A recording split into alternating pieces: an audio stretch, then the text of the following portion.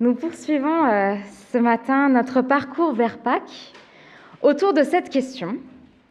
Pourquoi Jésus est-il mort? Est-ce que vous vous êtes déjà posé cette question? Non?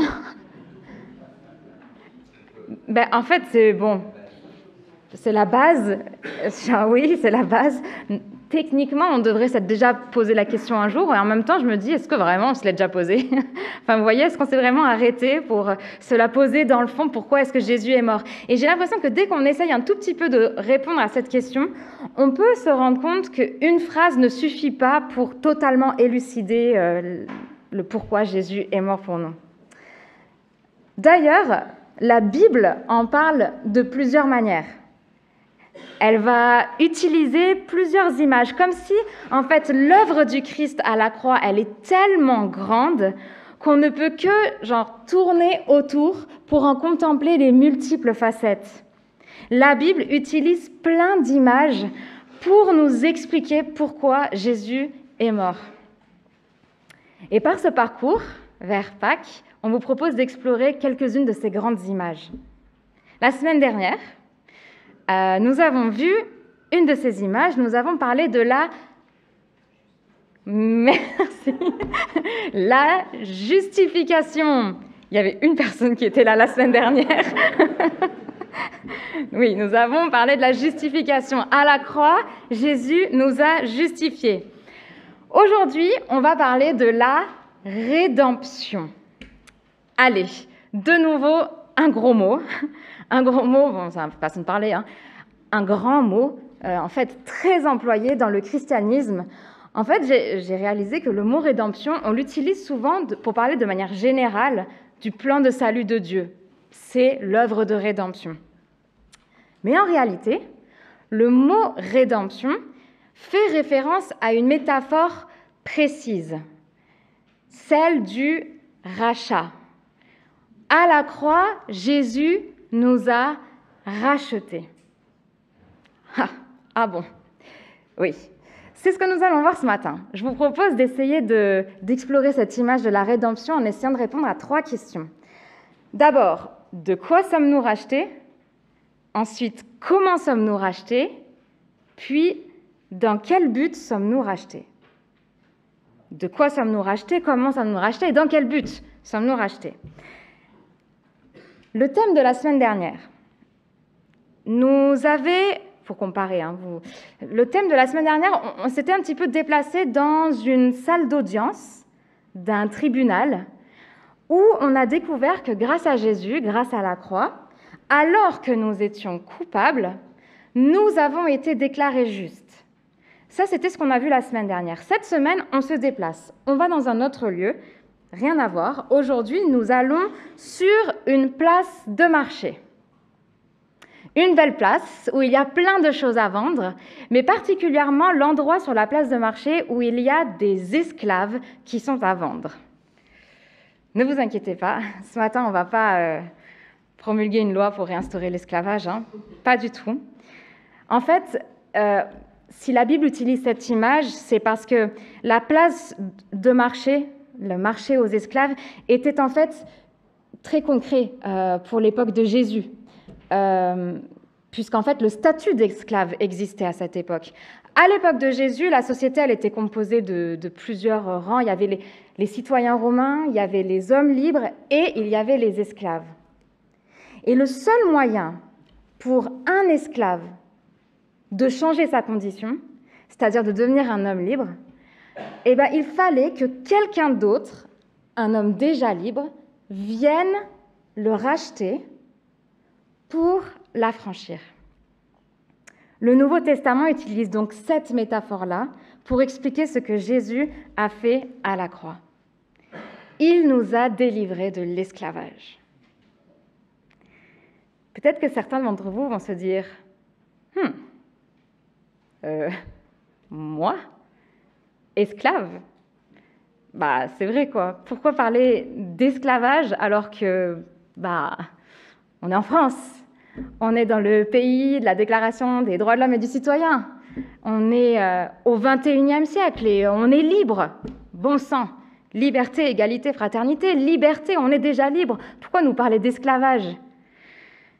J'aimerais essayer de répondre à ces questions par le texte de Pierre qu'il écrit dans sa première lettre, au premier chapitre. On lit dans les versets 18 et 19.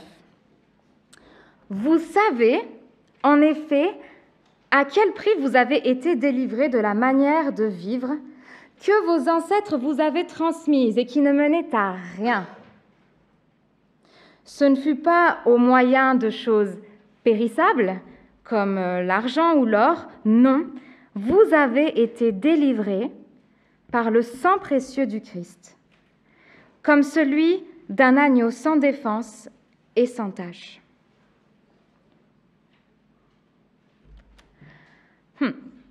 Pierre nous dit quoi là? Il nous dit que nos ancêtres nous ont transmis un héritage vain, une manière de vivre dépourvue de sens. Je pense qu'ici, Pierre parle de nos ancêtres de manière générale, pas que mes ancêtres, pas que tes ancêtres, mais l'humanité. L'humanité nous a transmis un héritage vain, que la Bible appelle le péché. En fait, on découvre dans l'histoire biblique que depuis la chute, depuis la décision de l'être humain de vivre séparé de Dieu, le péché a fait irruption dans le beau monde créé par Dieu. Et alors, tout s'est tordu. L'être humain qui avait été créé libre se retrouve esclave, sous l'emprise du mal. Je ne sais pas ce que vous en pensez, mais des fois, je m'en rends compte qu'on est quand même vachement influencé, parce que très influençable. Il y a quelque chose en nous qui est tordu, vous savez, qui nous tiraille à l'intérieur et nous pousse à mal agir, à mal penser. Même si on veut bien faire, il y a quand même toujours ce truc-là qui nous pousse à mal faire. Il y a quelque chose dans le monde, des fois quand on s'arrête et qu'on observe le monde, on peut tirer cette conclusion, il y a quand même quelque chose dans ce monde qui est tordu. Une pression extérieure qui nous pousse à la destruction, à l'autodestruction. La Bible dit qu'il y a, depuis la chute, le diable, prince de ce monde, père du mensonge, qui cherche à nous tromper sur Dieu pour nous en éloigner toujours plus.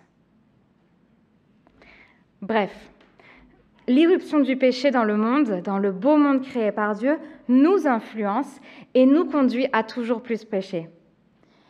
Et ça, la Bible dit que ça fait juste exploser notre dette. Pourquoi? Vous savez, lorsqu'on transgresse une loi, on s'attend à ce qu'on paye pour compenser la loi. Ça, normalement, c'est logique. J'ai fait une faute, je dois racheter ma faute. Dans le cas du péché, la dette, elle est lourde. Elle est très lourde, parce que nous n'avons pas juste enfreint le code de la route, on a enfreint la loi de Dieu. Alors vous voyez, on est comme dans un cercle vicieux, perdu, esclave, croulant sous la dette et incapable de nous délivrer nous-mêmes. Je lève les yeux vers les montagnes. D'où me viendra mon secours? Qui nous délivrera de ce corps qui nous entraîne à la mort? Dieu, dans sa grâce, a choisi de ne pas nous laisser, de ne pas laisser ses bien-aimés être opprimés par le péché et ses conséquences. Nous étions esclaves du péché, mais nous avons été rachetés. Comment? Eh bien, le texte de Pierre dit qu'à la croix, Dieu a payé le prix pour notre libération. Nous étions comme ces esclaves sur une place de marché de l'Antiquité à attendre que quelqu'un nous délivre de cette condition. Et Pierre dit que ce n'est pas avec de l'argent ou de l'or qu'on a été racheté, mais c'est par le sang précieux du Christ. C'est par le sacrifice de la vie parfaite de Christ que nous sommes passés d'esclaves à hommes libres. Jésus est le prix de notre rançon.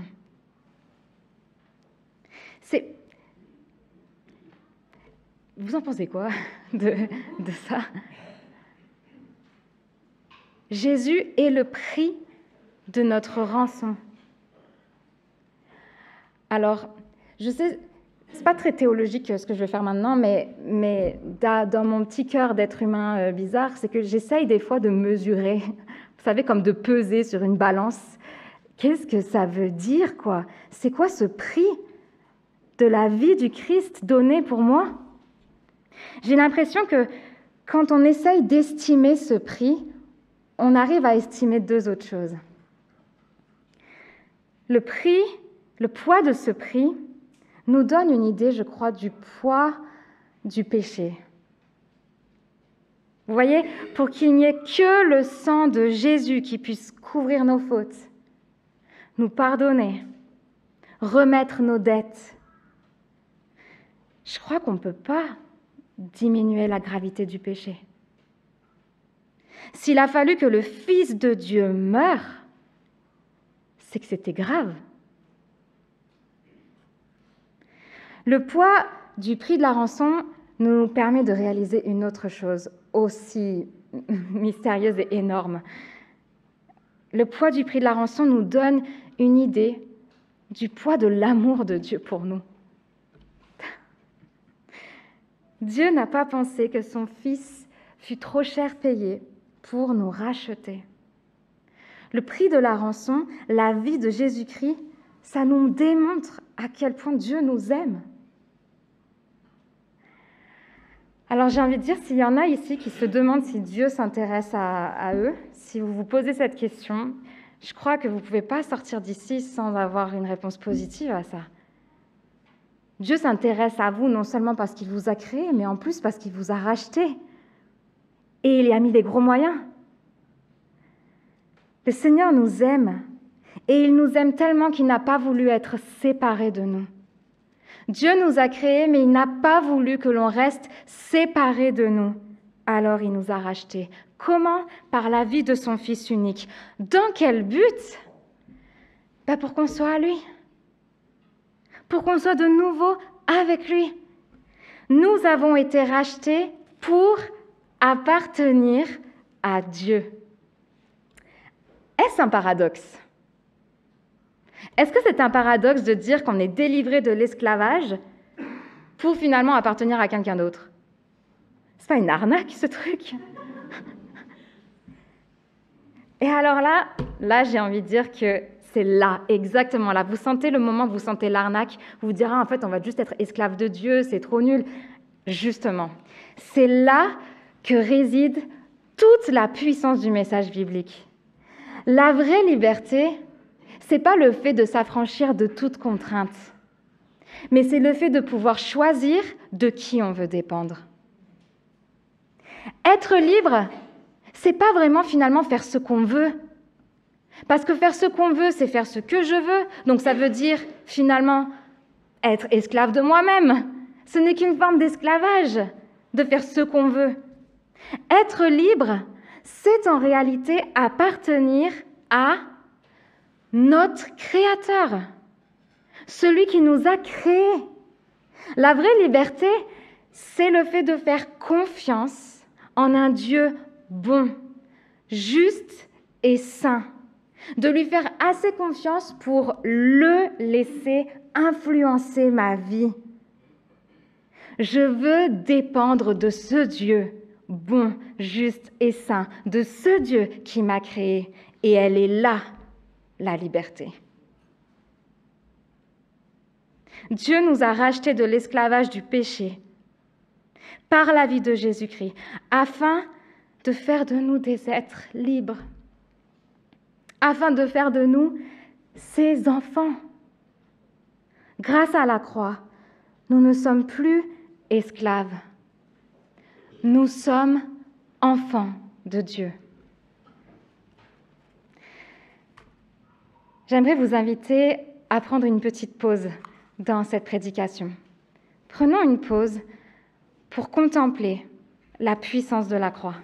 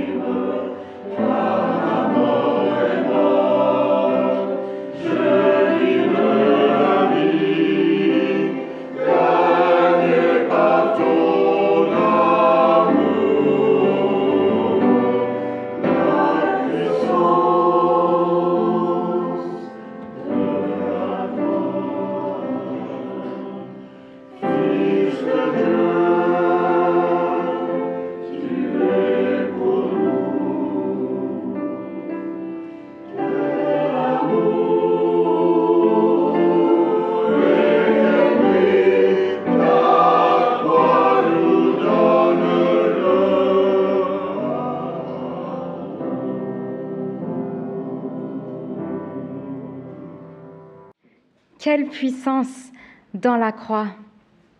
C'est beau, hein? Est-ce que vous mesurez combien c'est beau?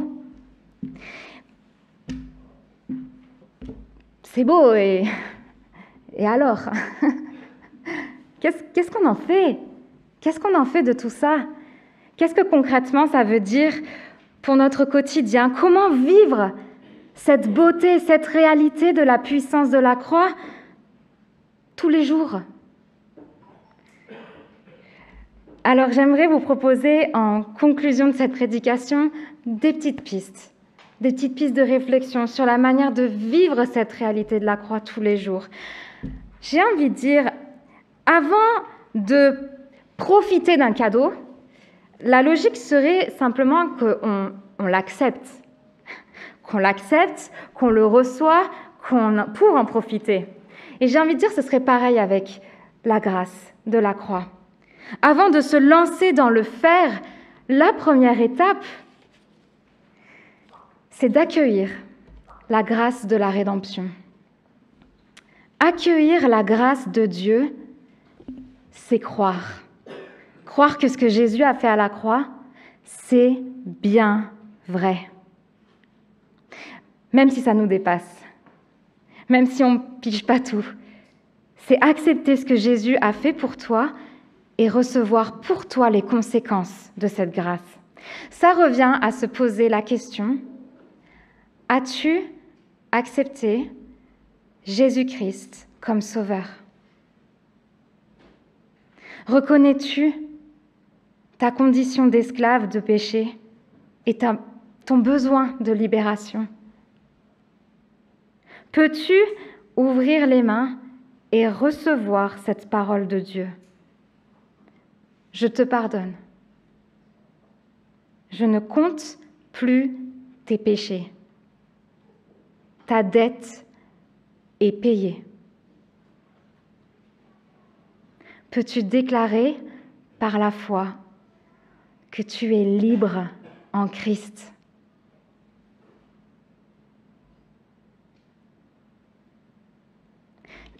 C'est pas si facile que ça, hein? Vous avez remarqué la réaction de, je pense, Antoine ou Pierre, quand on a dit quand tu es joyeux, est-ce que Jésus t'aime? Oui. Quand tu es en colère? Bah non. C'est sûr que non. La grâce de Dieu nous dit que oui. Bien sûr qu'on ne mérite pas que Jésus donne sa vie pour nous, mais ce n'est pas pour autant qu'il a bien fait. En accueillant ce cadeau, je crois qu'on prend conscience que notre statut change. Nous recevons une nouvelle identité. Je ne suis plus esclave, Jésus m'a rachetée. Je ne suis non plus esclave de la peur. Je ne suis plus esclave de la mort. La mort n'a pas de mot à dire sur ma vie. La peur n'a pas de mot à dire sur ma vie. Le péché n'a pas de mot à dire sur ma vie. Je ne suis plus esclave des autres. Le regard des autres n'a plus à avoir ce poids pour diriger ma vie. Je ne suis plus esclave de moi-même et de mes désirs tordus. Je suis esclave du Christ. J'appartiens à Dieu. Je suis enfant de Dieu. Je ne suis plus esclave, je suis enfant de Dieu. Je ne suis plus prisonnier, je suis héritière du royaume. Même si vous avez déjà accepté le Christ dans votre vie, j'aimerais vous inviter ce matin et vous encourager à vous laisser, à accueillir de nouveau cette grâce et à laisser le Saint-Esprit renouveler cette vérité. Vous n'êtes plus esclave, vous êtes enfant de Dieu. Alors si la première étape est bien d'accueillir la grâce, je crois que la deuxième étape, c'est de le vivre. Ben oui, je suis désolée, c'est un peu bateau, mais enfin, vivre la grâce de la rédemption et vivre par la grâce de la rédemption. J'aime trop comment Paul le dit de manière si cash dans la lettre aux Galates. Il dit « Le Christ nous a libérés pour que nous soyons vraiment libres ». Le Christ vous a libérés pour que vous soyez vraiment libres. Alors tenez bon et ne vous laissez pas de nouveau réduire en esclavage. Vous êtes libres. Alors vivez comme des gens libres.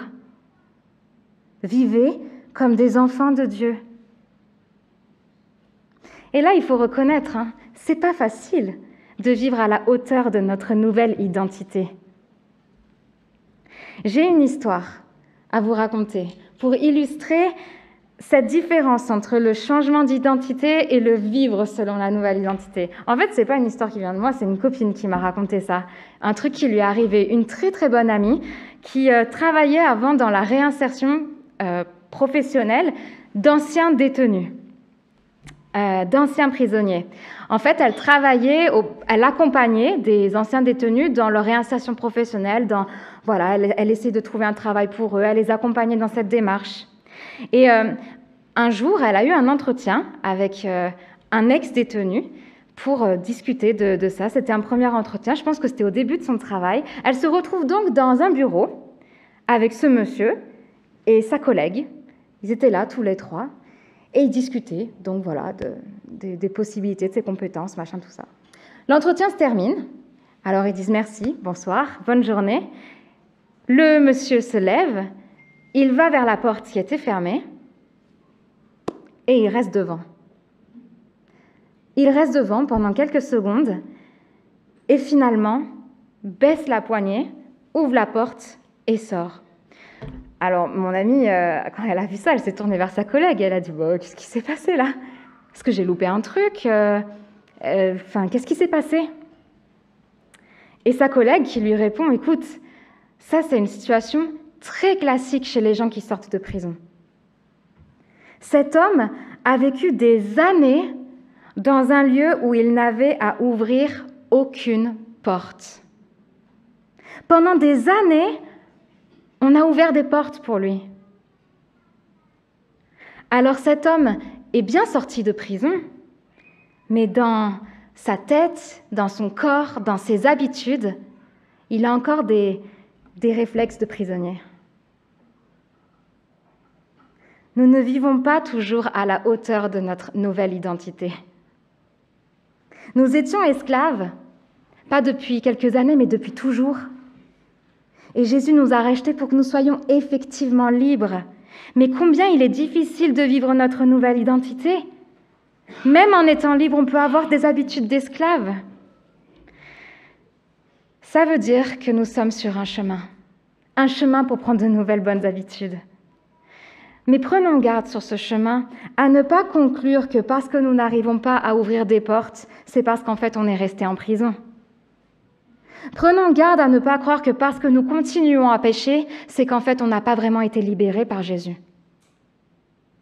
Si c'est par grâce que nous avons reçu cette nouvelle identité, ne pensez-vous pas que c'est aussi par grâce que Dieu va nous transformer pour que nous puissions vivre cette nouvelle identité ?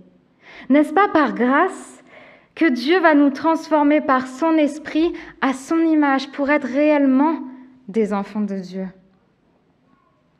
Vivre par la grâce, c'est marcher selon notre nouvelle identité, à la suite de notre modèle, Jésus-Christ. C'est donc refuser l'esclavage du péché. On devrait ne pas être satisfait de ne pas savoir ouvrir des portes. On devrait être insatisfait face au péché, face aux chaînes, face à ce qui nous retient en esclavage. Parce qu'on est appelé à bien plus, parce qu'on suit Jésus maintenant, parce qu'on ne veut plus se laisser être influencé par des choses contraires à Dieu, mais on veut se laisser être influencé par Jésus seulement. Ce n'est plus moi qui vis, c'est Christ qui vit en moi. Et vous voyez, je crois que cela change profondément notre perception de la réalité de ce monde et notre manière de vivre dans ce monde. Vivons par cette grâce de la rédemption. Adorons Dieu par nos vies, par nos corps, d'une manière consacrée. Nous appartenons à Dieu. Nous avons été rachetés pour lui, pour l'adorer. Alors soyons des témoins vivants de ce qu'est la vraie liberté sur terre. Soyons des témoins vivants, des témoins libres de ce qu'est la vraie liberté sur terre. J'aimerais vous inviter à répondre à Dieu Il nous invite à vivre cette relation de dépendance à lui pour goûter à la vraie liberté, oui. Il nous invite à réveiller ce qui est endormi en nous, à chasser ce qui nous retient, à nous délivrer de nos chaînes pour nous abandonner complètement, totalement à lui. Alors disons-lui avec confiance, Abba, Père, je suis à toi. Vous connaissez ce chant ? Abba, Père, je suis à toi. Je commence à le chanter, je vous voyez dans la tête, mais je ne vais pas continuer. En fait, j'aimerais vous inviter à le chanter chacun, que chacun puisse dire ces paroles, les proclamer de tout son cœur. En fait, je vous invite à pas juste les murmurer, ces paroles, mais à les chanter de tout votre cœur, à chanter fort. On s'en fiche si on chante faux, là, c'est pas du tout la question, c'est juste de chanter fort, assez fort pour que ce soit cette parole-là qui résonne par-dessus tout, au-dessus de toutes ces petites voix mensongères qui pourraient faire croire que vous êtes encore esclave. Au-dessus de tout ça, on veut proclamer que non, nous sommes à Dieu. Nous appartenons à Dieu. Et alors qu'on va chanter fort, j'aimerais vous inviter à quelque chose. C'est qu'on va chanter assez fort pour que ce lieu résonne de cette vérité. Nous sommes un peuple qui appartient à Dieu. Nous consacrons nos vies au seul Seigneur. Nous voulons l'adorer, lui. Pendant que vous chantez ce « Je suis à toi », entendez vos voisins dire la même chose. Et prenez conscience que ce qui nous unit ici, c'est que nous appartenons à Dieu. Nous sommes ses enfants. Alors, je vous invite, ceux qui le veulent, ceux qui le peuvent, à vous lever. Vous pouvez fermer vos yeux, ouvrir vos mains, les étendre vers le ciel. Adorons notre Père.